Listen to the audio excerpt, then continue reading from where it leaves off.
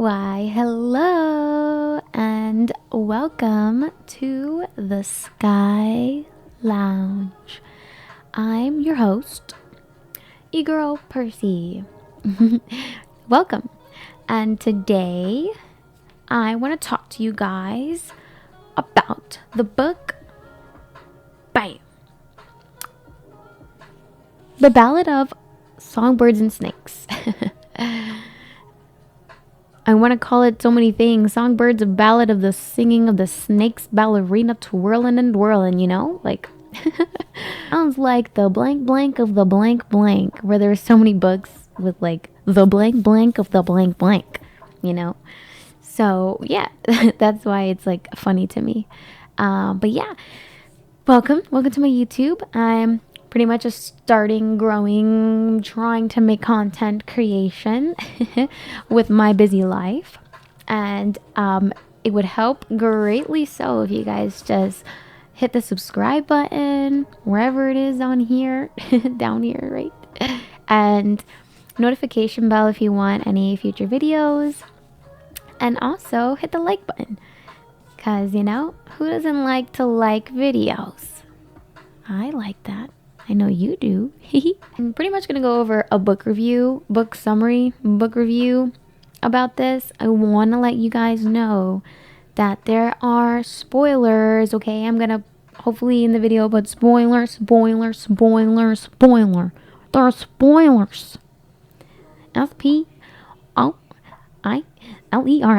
Spoilers.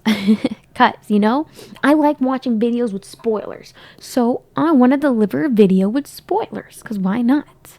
Spoilers are fun. It doesn't stop me from watching or reading anything out there. I'm sorry I don't have a little podium. I don't have a little podium for the book. Oh, wait. Okay, there we go. Yeah. I don't have a podium. Thumbnail. So I'm going to have to, hold it a lot and, show it off. But there's one thing I really like about books. I don't know if it's just me, but I love smelling books. They just smell so delightful. They smell so good. I love the smell of books. Is it just me? I have to smell this book every chapter I turn the page to. And fun fact, whenever I get a book that has this really pretty covering, I always take it off when I read a book. Because you know why? Don't come at me for this, but there's stains on it. I don't know how this got there.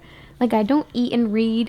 I try to keep it clean as possible, but somehow they got stains on it. So that's why I take the covers off. Fun fact, if you want to keep it looking nice like this and brand new. But you can get this book online at your local store. The movie is coming out this November 2023. That's actually why I decided to read the book, because I was so excited. And I loved The Hunger Games when I was younger. I loved them. Yes, I know that, there's some murder that happens in there for children. That's why, I used to when I was young, as I got older, I realized it's not okay to do that.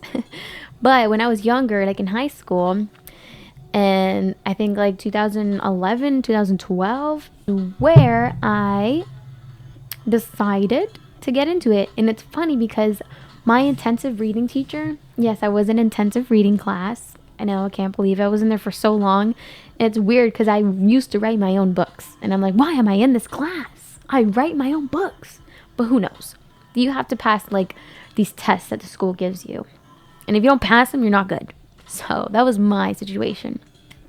So yeah, she told me, why don't you read this book? It's a dystopian, NA book, you'll love it. So I was like, all right, I'll give it a try. So I gave it a try, and I actually fell in love with it. And it's crazy because once I started reading the series, the trailer for the movie came out literally that same year, I think. Don't quote me on it, but I think the movies came out 2012. But yeah, which just blew my mind. So I was obsessed with looking at the trailer like I did with this book now. I was watching the trailer so much for this book. It's crazy because when I read books when I was younger, I would always listen to music. So the song Paradise by Coldplay literally reminds me of Katniss Everdeen. I know that's so weird, but tell me if you guys had the same thing. Like, tell me your song below in the comments. I want to know what song you would listen to while you're reading the series, or you probably weren't listening to any songs. But since I used to write my own books, I would listen to music while writing them to grasp the scenes better and clearly. So I would be showering, and then that song Paradise comes on by Coldplay, and I'd be like, Katniss, Katniss, no, like when she was up in the tree tying herself, all this stuff. But yeah, anyway, so I got into the series way back then, and then I didn't want to pick up this book when it came out. I heard about it, I was like, nah, I can't read another book like that. Like, what? It's not gonna take my heart like Katniss did. No. And then I saw the trailer, and I was like, I have to read the book, because the book, like, for me, I love reading books before the movie comes out to critique the movie. And I know the movies can never compare to the books. I know that. But for me, I always had to do it that way. Let me chill. So I'm just a little giddy. I don't know why. My first book review, you know? So yeah, back to the book. So I was like, let me read it. I want to read it because the trailer looks really good. Like the cinematic, the characters that they chose, phenomenal. I know people are saying that Coriolanus Snow. I always call him Corio because I was like, I don't have time to say his whole name. But President Snow, or young Mr. Snow, it doesn't matter to me that he was older, because to me they chose a great character. They really did. I was like pretty impressed. And all the memes coming out with Eminem and his haircut, to me, was so funny. It looks like Eminem. All right, now back to the review. I'm going off on a rant. I'm sorry. I have so much things to say. But yes, so I got the book and I read it all, and I finished it literally 2 days ago. I finished it all, the end. Look at our homies. Our homies are at the end. But I finished it, and you know, I don't even know where to begin. First of all, I would like to say a few things. So part 1, the mentor. I really like the family dynamic of Coriolanus Snow. The family dynamic was really nice. I like the way that Suzanne Collins introduces his grandma. And I really like Tigress. I like the way they introduce her. I have so many questions to tell you and ask, guys. So many. So I just really appreciate it. I like the way they talk about Tigress and how she was brought up.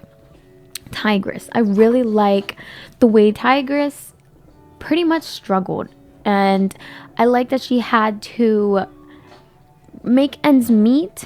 I like the way that they showed her side of life too. Not too much where it was about her, but you know, a preview, a sneak peek. And they just let us know about her life. And I really liked the way that it was almost like a brother-sister dynamic between them both.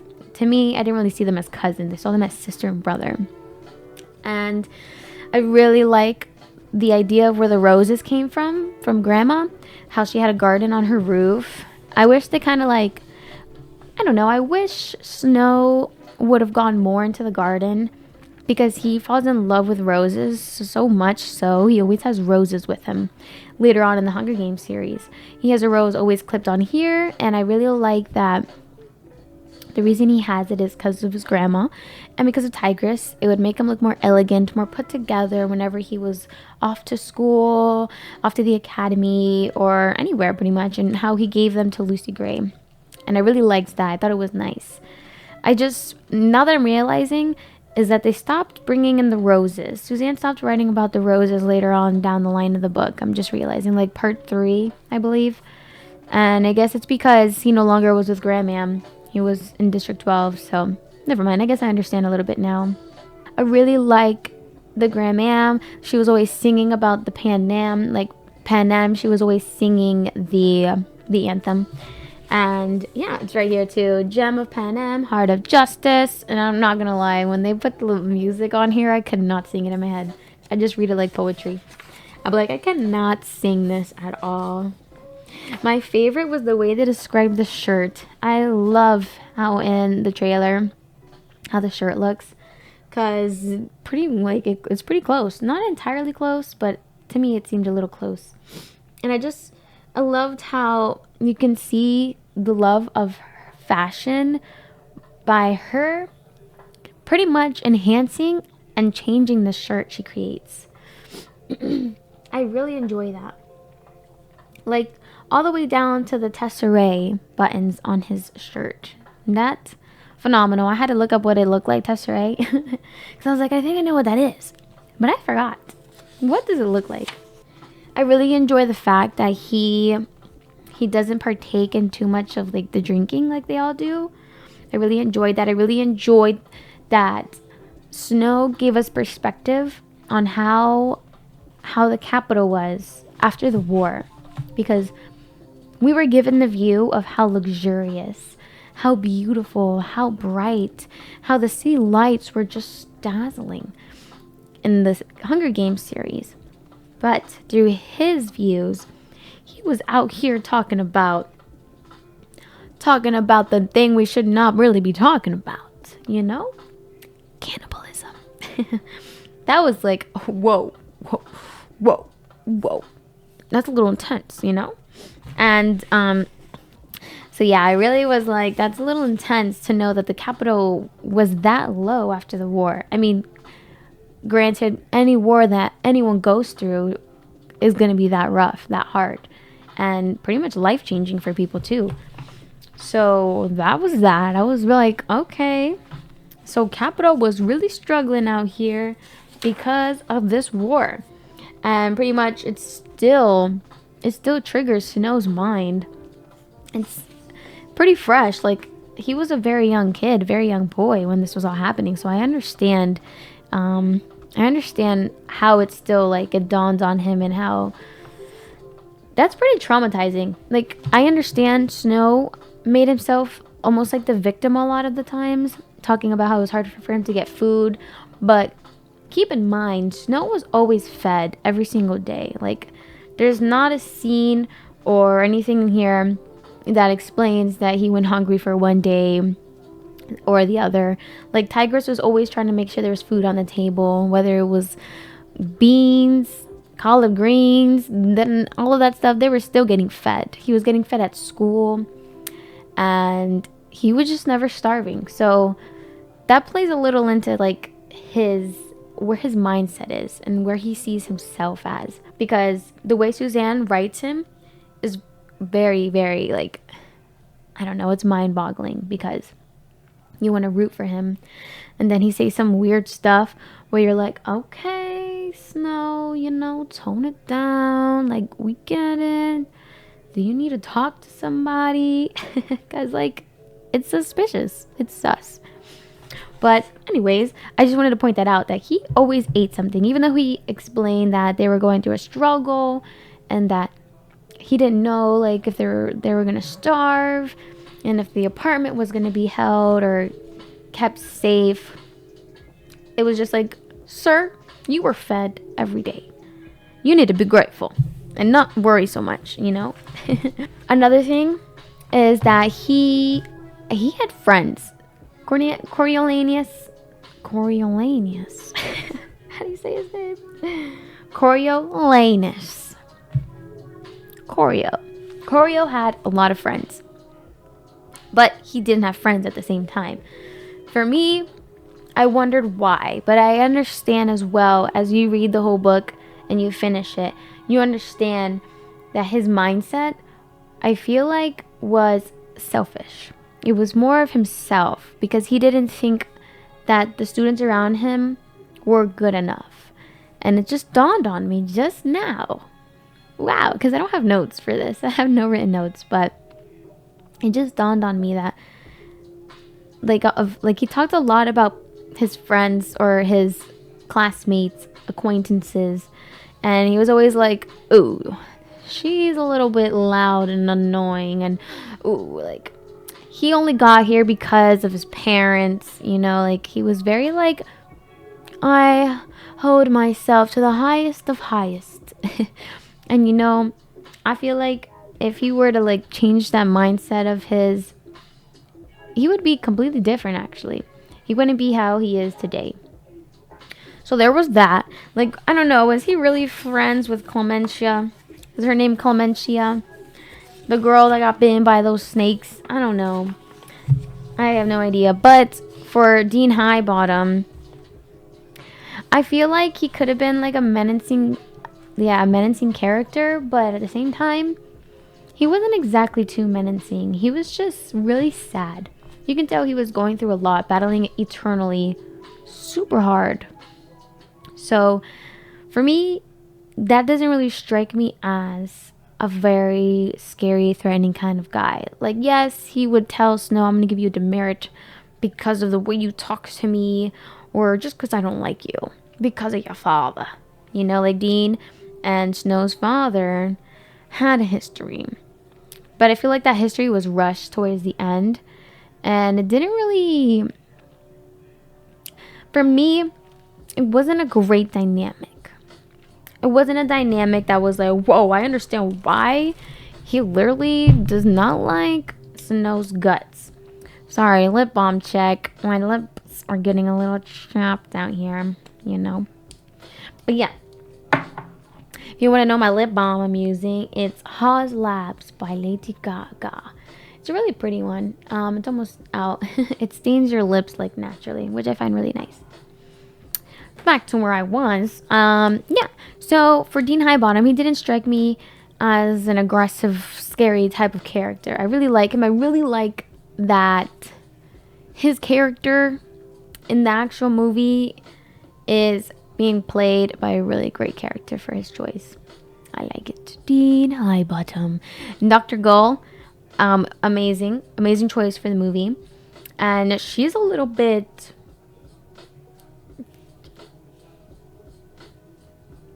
she's a little piece of work. I could say that. And the architecture, I like the way it's described in here. That they're still rebel on the streets and the sides, and I'm really hoping the movie portrays that, because in the trailer I didn't see a lot of rebel on the side. I just saw like prestige, clean, everything. Maybe in the background I saw a little bit, but like, I don't know, the way Snow's describing it, I'm really hoping that they come through with that, because it seemed like they were like 10 years later still going through post-war, you know. And I'm really hoping that that does it justice. I feel like part 1 was too long, because in my opinion, this book at the end, the ending was really short. It was almost like they had to rush it. They had to rush it for the movie, all these things. Just a lot of babbling on, just too much babbling, and I feel like it could have been avoided or used elsewhere in the book. Don't get me wrong, like Susan's writing, you can tell she's changed a lot. She's matured, and she has written really articulately in the book. And so I give her props to that. It was a really great book, but in my opinion, I think there was parts of the book that could have been used in other parts of the book to be explained better and to open it up more. So pretty much part 1 just talks a lot about them becoming mentors and who they're going to be signed to. And Snow, of course, gets the District 12 tribute, Lucy Gray Bard. And, you know, he's thinking, oh, this brittle little girl's going to pretty much die. But once they see the reaping, they see what they're working with, pretty much. She places quite an impression on the people. Let's just say that. I liked it. It was pretty cool because it left you wondering, like, why did she do that, you know? I don't want to give... I know I said spoilers, but if you want to read the book, read it, you know, first before watching all these spoiler videos. But she does something to someone on her way up the stage as, like, haha, you'll never get me. I'll bite you first, kind of gal. And yeah, her dress is described a little differently in the book than I saw it in the trailer. Her dress described as ruffles, like brightness of color everywhere, and she just looked almost like she belonged as a character, as an entertainer in the circus. It doesn't have to necessarily be the circus. But in the movie, she has like this corset on with the ruffles, but it didn't seem as bright as the book describes it. And I thought it was gonna be a little more brighter from seeing the trailer. But I'm hoping when the movie comes out, it will be much brighter because it's just a trailer, you know? Like, they can do as much, they can update it, transform the trailer as much as they want. So I'm hoping it's going to be different in the movie. But yeah, her dress sounded really nice. It was from her mom, and she always wore it because it was very sentimental to her. So fast forward from the reaping, there's some hope. Snow has some hope because Snow always lands on top. His family always says that because they want to continue, and he wants greatness in his life, pretty much. He wants greatness, and no one can stop him. No one will get in his way. And that sounds like a typical Snow, you know? My question for everyone. I know I'm not like going through the whole book. I just want to talk about it. My question is, for the third time, is I want to know what happened between Tigress and Snow's relationship. Like, that's what I mean about I wish there was more involved in other parts of the book. Because in the movies, when they go see Tigress, I can't remember if it was in the book because it's been so long since I read Mockingjay. Because I know he like shuns her away because she wasn't beautiful and enough anymore. And maybe because she turned into a whole tiger, you know? Like, my theory is that she got so corrupted with the capital because you know how in the future the capital became this luscious, beautiful place, like a palace to be in. It was just everyone wanted to be there. You know, it was just what they wanted, the people, because a lot of the districts did not look like the capital. So I think that the capital and the luxuriousness, the fashionness, the extremist of it kind of corrupted Tigress a little bit. Corrupted her mind because she got like aesthetically enhanced. She pretty much got transformed into a cat. Or what was she? A tiger. Because her name is Tigress. So she got transformed into a tiger. She had like whiskers, you know, the way she moved was stealth-like. So I feel like since she kept doing these body modifications to herself, she decided that she was like, I'm going this way. And Snow was like, honey, bye. I love you, cousin, but that was years ago. I've got to say goodbye, cousin. Bye, cousin. So he did not want anything to do with her because in my mind, Coriolanus Snow has a vision of a perfectionist, how he wants it his way. Because in the book, he talks about chaos and how he does not like chaos at all. And so seeing her kind of lose herself to how she became, I feel like to him that was like chaos. So my question is like, what happened to their relationship? That's my theory, but like, what really happened, Suzanne? Please tell me. I want to know what happened. They were the best of the best, not siblings, but siblings in my eyes. What happened? What happened to them? So yeah, I just wish I knew.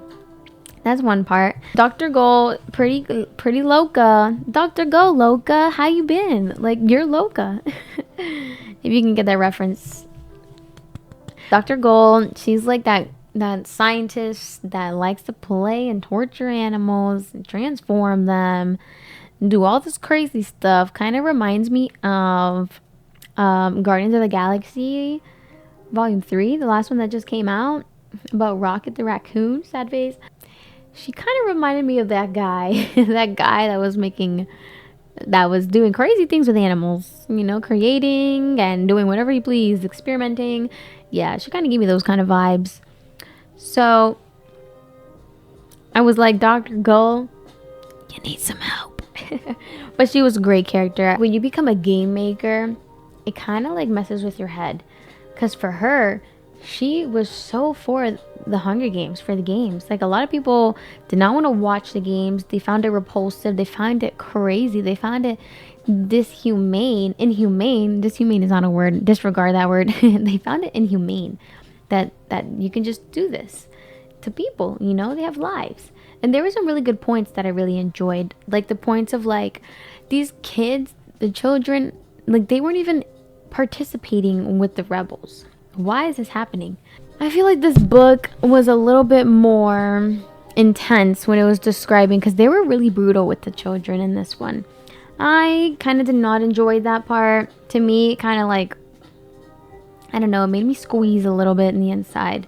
I didn't like it. I didn't like it because, you know, it was upsetting as a reader, you know. It upset me that they had to go through that. They couldn't eat. They were thrown in a zoo where rabies still lurked around, and the wild animals, the raccoons. I don't know if the movie's gonna do it justice in that sense, because it would probably be hard to swallow watching it on screen, on live television screen. So for me, that was a little rough, or a little rough for me for watching. And another thing is why I feel like the ending was rushed, because Choreo really built this relationship with Lucy. And for it to be shattered quickly towards the end, I don't know, it kind of shocked me, because you can tell, like, this was his first, like, love, like his first everything. And he explains it. And they were holding hands. He was getting food for her, sneaking food for her, you know, putting in a good word for her sponsors. I don't know. It was just like, how can you turn that quickly? Like, come on, 2-3 months of being a peacekeeper. The summer of being a peacekeeper is gonna change the human brain of how it functions with someone, with something as love, like interfering into your life. If you've never experienced that before, to me, I didn't see a click. I didn't buy it, pretty much. Like, come on, this guy was head over heels for her. Yes, he had his doubts, but I don't know. Is it me? You let me know. Like, how did you feel about that? Like, literally the first part, second part of this book, he was so, like, he was just so fascinated with her, with Lucy Gray Bart. I just don't buy it. I don't buy it for one bit. That they can just leave him. What? No. I don't buy it. Back to the pages. But yes, so when they're visiting the arena, for example, there was no question answered of where did the bombing come from. Like, when there was like an explosion that they think was left by the rebels, like, no, how is that possible? There had to be people going into the arena, checking it out, readying it up for the next Hunger Games. How is it that when the students go into the arena, it gets bombed? Like, the bombs that were left on the floor get blown up. Like, how is that possible? My questions weren't answered for that. I don't know if they will be answered, because this is the last book, I think. I don't know what Suzanne Collins has up her sleeve, but I need to understand why the bombs went off with the students.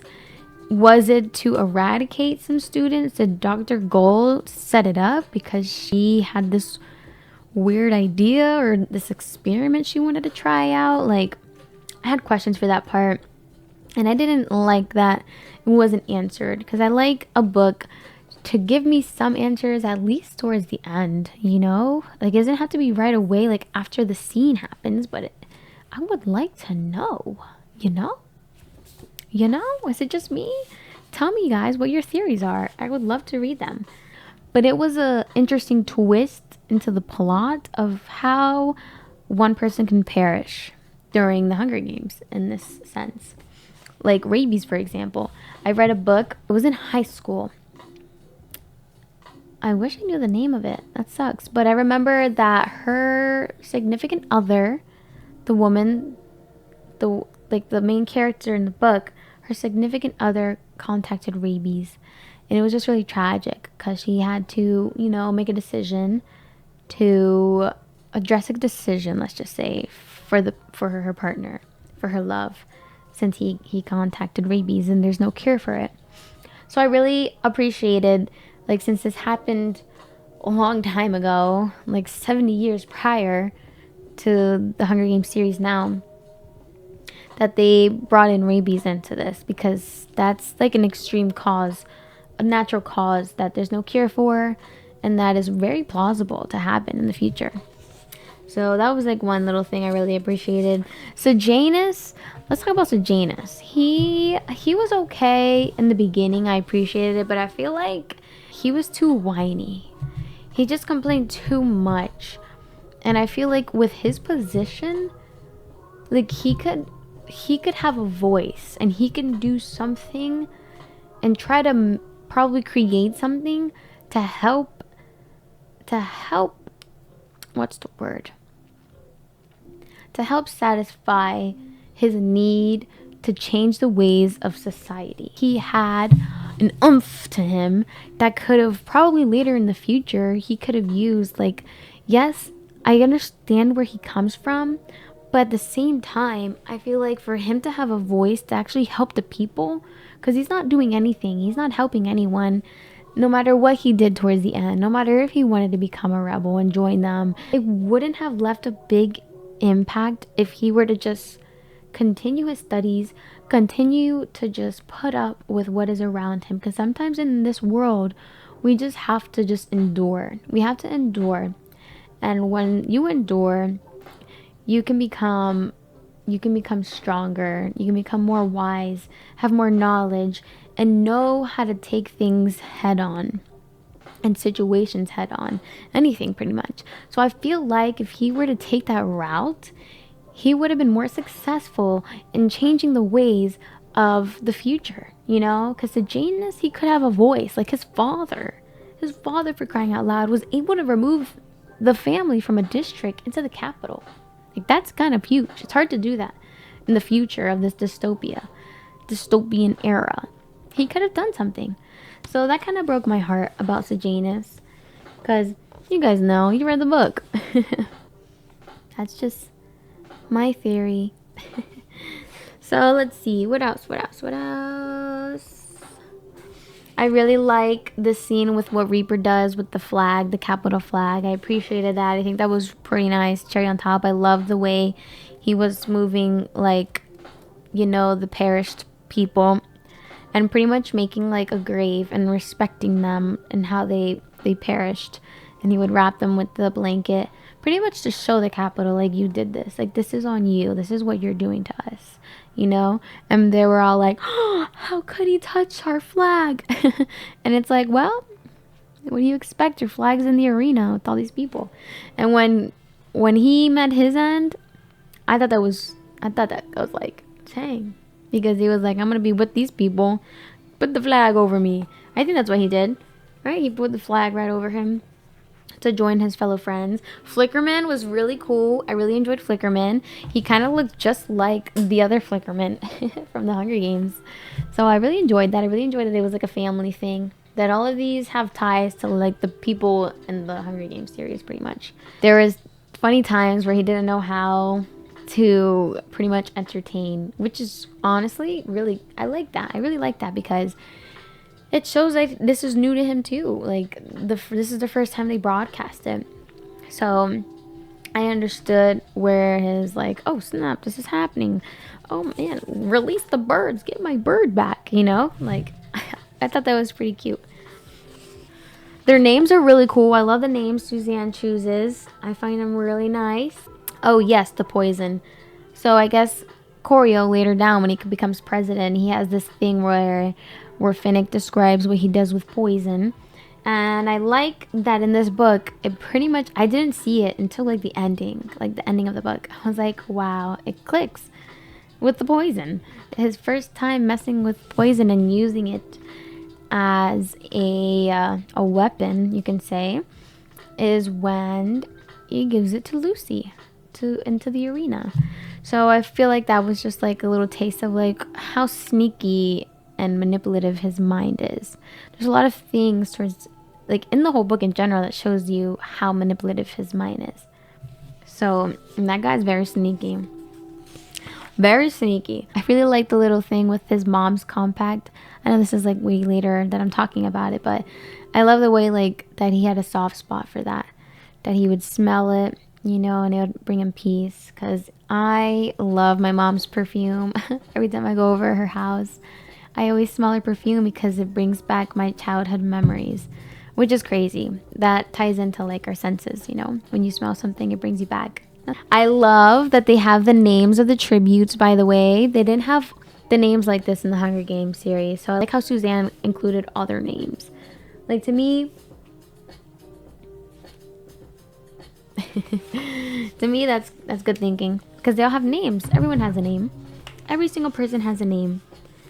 So if you like watch the Hunger Games movie and you pay attention to the Flickerman, I forgot, Caesar Flickerman, he, like, when he's doing the interview, he doesn't say their names. He's like, oh, thank you. But if he knows their name, he's like, Marvel, everyone, Marvel, Glimmer. But then when he's like talking to the ones that don't have names, that aren't names in the book, he just was like, thank you so much. I don't know, I caught that. I was like looking at the little details. I'm probably missing a lot of things in the book, but there's probably a lot of other videos out there you guys could probably watch to catch up. I'm just talking about the things that I was like, I want to talk about this. So, Clementia, I want to know what that whole part was about. Like, I feel like, I don't know if it was necessary or unnecessary, I'm not sure. But when she got bit by the snake, she was getting all scaly. But when they released those snakes into the arena, they died from the bites. So I'm just a little confused on how that, but that, by the way, that was brilliant. That scene was brilliant by putting the paperwork into the tank. And she's like, I know who did this paperwork. Put your hand in there and grab it. Like that. I was like, wow, that's a good thinking. Like, what the heck, Suzanne? How'd you come up with that idea?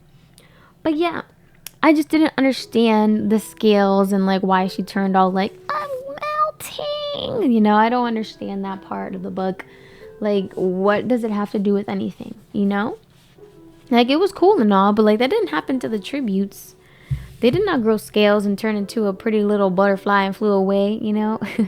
Just kidding. You can't be a butterfly with scales. But none of that happened. That happened to Clementia. I don't know if that was just a filler. Like, I don't know. Like, things like that, I feel like didn't need to be really talked about. Like, yeah, she got bit. She goes to the hospital. She just needs to get better because it's poisonous. But no, it dragged on to, like, this whole thing that, like, was very unnecessary, you know? Like, very. I don't know. To me, I just didn't see like why it was needed. It could have been put elsewhere in the book for other purposes. But it was still really good. I really like the snake part, the tank, like that stuff is cool. And to see it visually appear like in the trailer, I was like, oh, I know that scene. I thought that was cool. And I can't wait to see that scene. That scene's gonna be so cool. But yeah, so that's all. It was just like, why is she growing scales? Is this like foreshadowing the future of like how she wants to test on subjects and create them into something? I don't know. I don't know if that's what that was. I don't know if Dr. Gold changed up the snakes on how they were going to react to the tributes in the arena. I'm not so sure. The way it was boring was understandable because it was at a time where it was first being filmed. It was at an arena that was just literally a stadium, like nothing crazy. It was just a stadium. And I really liked the enjoy the show, like, because it was like annoying in the book when it was always popping up, and in the show or in the movie, enjoy the show. It was like, it was just perfect the way they put that in there, like the sequence of it.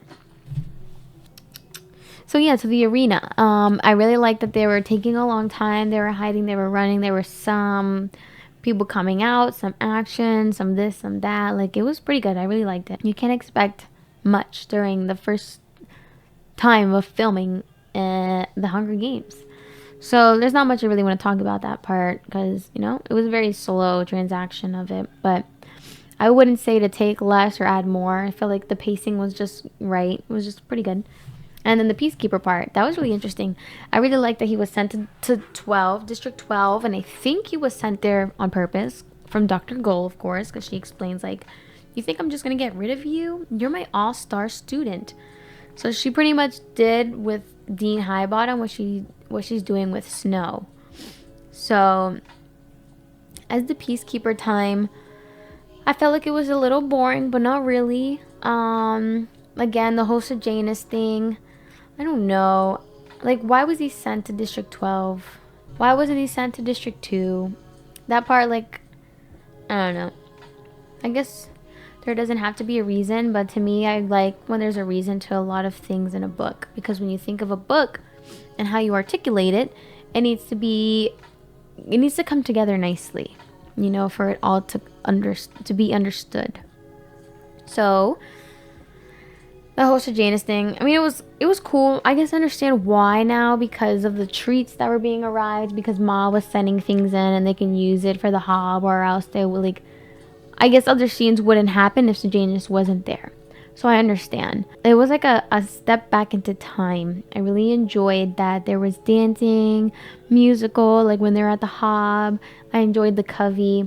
I enjoyed like watching their personalities. I thought it was really nice. It was just really cool. I feel like I was there and I was like watching it all with them. I feel like people are gonna think I'm just like pooping on the book, but I'm not. I really enjoyed the book, but there is just slightly things it could have been talked about more. Is what I'm trying to say. Like the Billy Tope, it could have been more thought through. Like, was he from District 12? Did he join like the Covey? You know, and I don't know. It was really nice. And I liked like the Mayfair part of like why Lucy Gray didn't get along with her, how it tied into the reaping, like the day of the reaping. All of that was really cool. And the music for Billy, like it had really good moments and understandable moments, but I just wish they dived in a little deeper into those moments. Like I said, put more time into the writing of that part so it can be more engaging. So when that accident happened to Billy, I could be more touched by it, because you don't want like you want people to kind of understand the character in the book and resonate with that character. Like Mayfair, yeah, we can like feel like, oh, we don't really like you, girl, like you're a little too much. And with Billy, it's like you're a little too much too. But it's like we want people to also understand them because I feel like they were just brushed along, like bye, they're gone, get rid of them. And it's like, dang, you're gonna do that to them? They all had whole personalities. Like he literally liked Lucy, loved her. Like you're just gonna brush him off like nothing, like he's just dust. Like that was just like, okay, that was a little cold. So that's why I'm only saying like I feel like there could have been done more to him. Mayfair, she was okay. She's pretty much explains within herself like what kind of character she is. So there's not really much going on for her. So I understand her part. No offense, Mayfair, no offense. View, the meadow, like all that stuff is really nice. I like to see. I like that scenery. That scenery is really nice. I feel like it brought us into almost the world of the Hunger Games, where Katniss was always in the meadow and enjoying just nature. And it's really cool to see that Snow was the opposite. Like he was not enjoying it as much. Like he didn't like talk about it too much, but he did. Where he was like, oh, this is how we're doing it? Oh, you're cutting Katniss from the ground. Katniss is a potato, by the way, which is really cool. I didn't know that. But you can kind of see his like, and like, you can kind of see the way he reacted to the Jabberjays, to the Mockingjays, and how he didn't like them. There are scenes in there with like the rebels that was a little too intense too for me.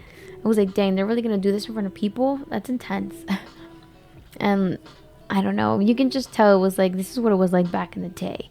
Like this was grotesque, intense, and you better shut your eyes and not watch it anymore. Like that was intense. This book was intense in those ways. I really liked the way that Snow did not like the Mockingjays, the Jabberjays, and it was so fascinating to see how his brain worked, especially when he found out Sejanus wanted to plant something that Snow didn't agree with.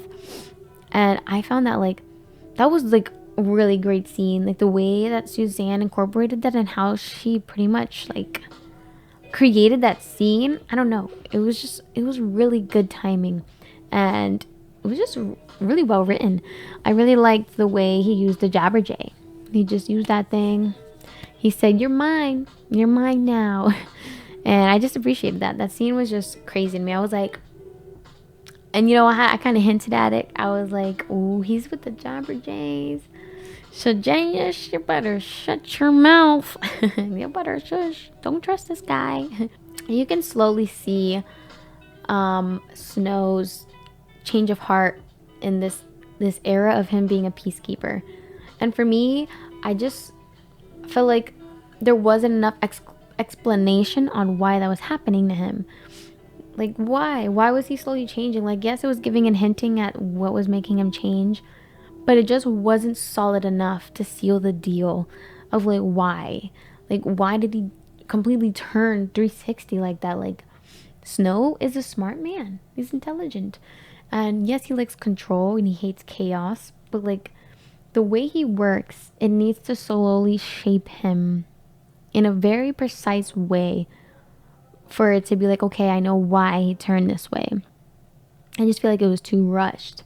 It was way too rushed the way he just turned like that.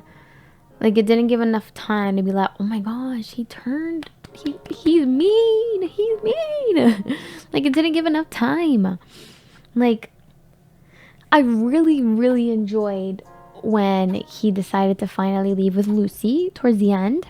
And I really enjoyed the part of him like not liking the outdoors, because you could already hint that he wasn't like about that life.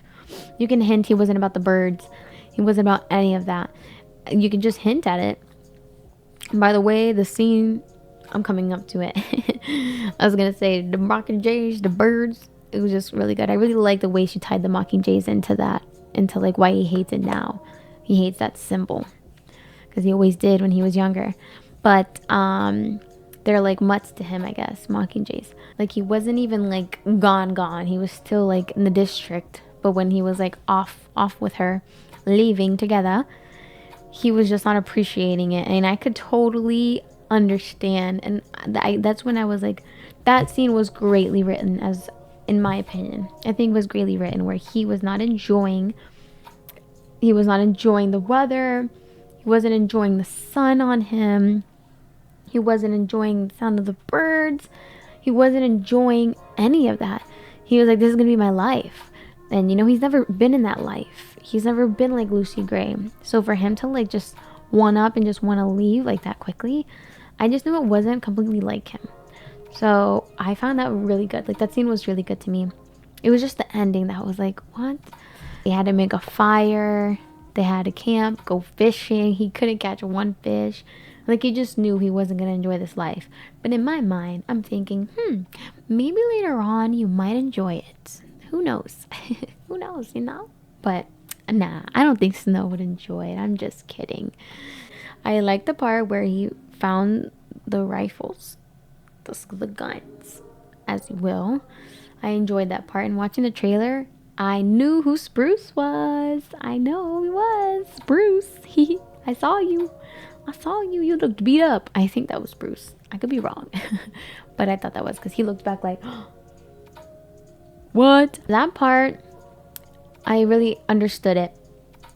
So long story short, when he was going through all that, it was just that one ending. Like how, I know Lucy's smart, you know, like she was in the survival part of her life, but like how did she know completely like what was going on in Snow's head? Like, I know it led up to when he said the third body, not the body, but the third person. And she's like, who's the third? And she kept pressing, like, who's the third? Like, I know she was getting suspicions of that because the third was fresh. And so, like, I know and I understand, like, the point it took, the turn it took in the book. But, like, I feel like it was still too quickly. I mean, but how else would you do it? Now that I'm thinking about it, how else would you try to make it in a way where it's like, ooh, you better run. He's dangerous. But like, I don't know. Like for her to understand once he saw the bag there, like, did he pretty much tell her that he got accepted into like a better offering, like the officer position? I don't know if he told her that. I can't remember. Quote me if I'm wrong, guys. And like even the words, he says, after a few miles, he reached a depressing field and broke into a run. Depressing field, like those little words you can catch on to. Yeah, he doesn't tell her about it, but he doesn't tell her that he was gonna be an officer. That's why I'm confused of how she likes putting two and two together. You know, he didn't really completely tell her. It was cool, don't get me wrong, the scene where he was like, ba ba ba ba ba ba ba to the sky because all the birds were like, meh, meh, meh. Like, that was cool. And to see that scene in action was really nice in the trailer. I was like, dang, I understand that. Because everyone in the comments would be like, oh, the shooting in the forest of the trees. I'm like, oh, what happens? I thought something tragic happened to Lucy, but it was just like, how did she know? Like, did she know he was just going to go back into the District 12 and like live there again? Like, if she didn't know like the future he had for him, I mean, I know like once he found the evidence, he was like, I can get rid of this. And so to me, it was just too fast. It was just way too fast for me. Like, yeah, I understand if like if they were gone a little further, he wouldn't be able to come back because he'd be considered a rebel now. So I know why the timeline of that happened at that timeline, at that part. But at the same time, I feel like a lot could be improved in that area of the book if it was improved later in the beginning part. You know what I mean? You know what I mean? So, yeah. And like, we don't know what happened to Lucy. And I know it's to tie into that song that describes her. Like, I understand that. But at the same time, it would be really nice to know, like, if later on in the years she comes to the capital and she's like, hey, Snow, remember me? I don't know. I feel like that'd be like a nice twist. He'd be like, oh, get her, get her. She escaped. All in all, it was a good book, but it was just rushed at the end for me. You know, it took me like 2 months to finish this completely. But and like how High Bottom came up with the Hunger Games, he really came up with it, but like, dude, you wrote it all down. If you didn't write it down, you know, you can't be mad about it. Like, why did you write it down? Even if you think it was going to be a joke, why did you write this down? Why did you write it down? You shouldn't have wrote it down. You know, if you didn't write it down, no one would be able to give that paper off to the game maker. None of that would have happened. And you wouldn't be in the position you're in now. All sad. So, like, he was just playing the victim when he shouldn't have just written it down. I know he had some to drink, but he should have just talked about it out loud. And then let his dad take the fault of it. Take it all on his shoulders. But no, that didn't happen.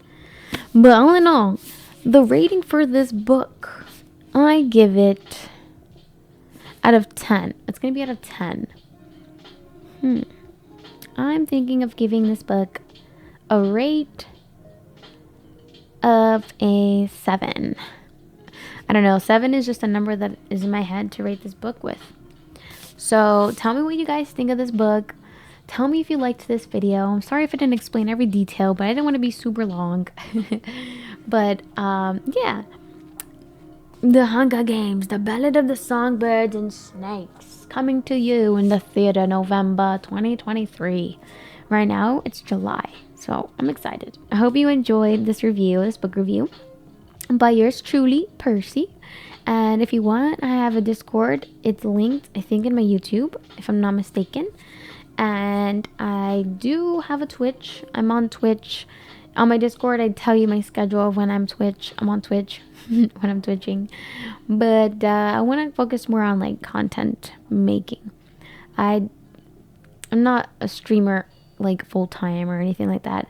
I just do it because I like playing this video game and I like talking to you. I was also on a bunch of other platforms. I used to go live on here. I have some live videos of some of my videos on YouTube here. But yeah, thank you for watching all the way through. And I will see you soon again. I don't know when, but I'll see you soon. Don't forget, if you could help me, just subscribe. That'd be awesome. And just like the video. And hopefully I'll come out with more videos. There'll be like different types of videos. So yeah, thank you so much. It was a pleasure. It was a pleasure being your host. And I hope you have a great evening, a blessed evening, and that you stay safe out there. Stay safe in this world. And know that I'm always here to talk to you. Bye, guys. Why, hello, welcome. Welcome to the 75th Annual Hunger Games. I'm your host, Percy, and today we are learning how to be victors. Who